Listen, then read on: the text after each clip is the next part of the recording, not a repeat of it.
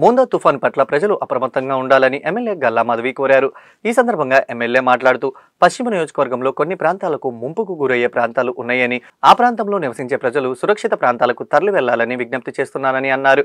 అధికారులకు, స్థానిక నాయకులకు మీ సహాయ సహకారాలు అందించేందుకు సిద్ధంగా ఉన్నారని తెలిపారు. పునరావాస కేంద్రాల్లో ఉన్న వారికి మంచినీరు, ఆహారం అందిస్తున్నారని చెప్పారు. అవసరమైన వారు పునరావాస కేంద్రాలకు చేరుకొని సురక్షితంగా ఉండాలని కోరుకుంటున్నానని అన్నారు.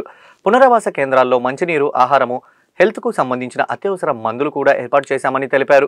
మోందా తుఫాన్ను అధికారులు, ప్రజలు, నాయకులు కలిసికట్టుగా ఎదుర్కోవాల్సిన అవసరం ఉందని తెలియజేశారు. నమస్కారం.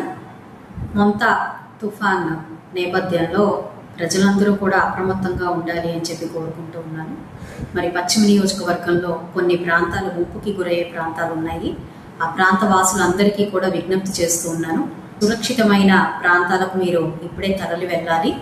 ఇటు అధికారులు, అదేవిధంగా ఆ స్థానిక నాయకులు అందరూ కూడా మీ యొక్క సహాయ సహకారాలు అందించేందుకు అందుబాటులో ఉంటూ ఉన్నారు. మరి పునరావాస కేంద్రాల్లో మీకు సౌకర్యార్థం మంచినీళ్లు, ఆహారము అందిస్తూ ఉన్నారు.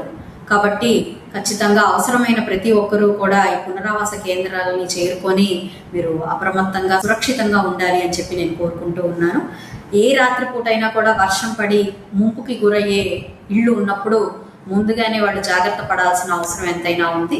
విలువైన వస్తువుల్ని జాగ్రత్త చేసుకొని మీరు మాత్రం ఈ పునరావాస కేంద్రాల్లో ఉండాల్సిందిగా నేను అందరినీ విజ్ఞప్తి చేస్తూ ఉన్నాను. ఇలాంటి అత్యవసర పరిస్థితులు వచ్చినప్పుడు ఇటు అధికారులు, అదేవిధంగా నాయకులు, ప్రజలు అందరం కూడా కలిసికట్టుగా వీటిని ఎదుర్కొనే ప్రయత్నం చేయాలి.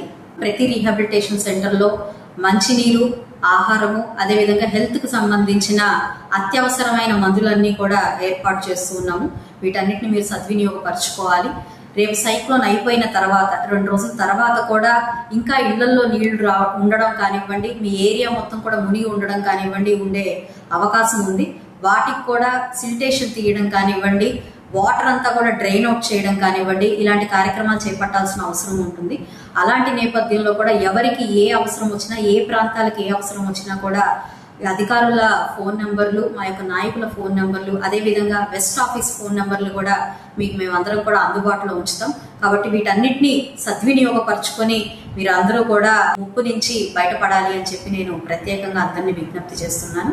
మరి అదేవిధంగా ఇటు హాస్పిటల్స్ మరియు మన ఫార్మసీ, ఈ ఇద్దరి కోఆర్డినేట్ అయ్యి వాళ్ళు కూడా ప్రజలకు సౌకర్యంగా అందుబాటులో అన్ని వేళలా ఉండాలి అని చెప్పి నేను కోరుకుంటున్నాను. హాస్పిటల్స్ అందరినీ కూడా ఈరోజు కరెంటు పోయి మనకి గతంలో ఎదురైన అనుభవాలు, చేదు అనుభవాలని మళ్ళీ మనం పునరావృతం కాకుండా ఈ ఆక్సిజన్ అందుబాటులో ఉంచుకోవాలి. లేదంటే జనరేటర్స్ కి డీజిల్ వగైరా ఏవైనా ఇబ్బందికరంగా ఉంటే వాటిని కూడా ముందే ఏర్పాటు చేసుకోవాలి.